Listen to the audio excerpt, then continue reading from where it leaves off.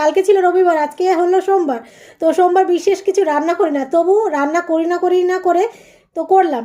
তো দুভাগে রান্না করেছি। এবার ভেবেছি কি দেখাবো না, বরং না দেখাই, তোমাদের সাথে তো শেয়ার করার অভ্যাস হয়ে গেছে, তো শেয়ার করি।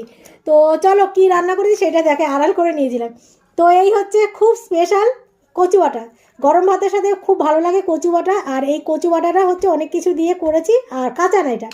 তো কচু বাটা আর রান্না করেছি ফ্যাসা মাছ। আর অন্য সময় সোমবার হলে না মাংস টাংস থাকে, তো রান্না সেরকম কিছু করি না, থেকে যায়। কিন্তু আজকে রান্না করেছি, আর কালকে রান্না বান্না রয়েছে, তা সত্ত্বেও রান্না করলাম।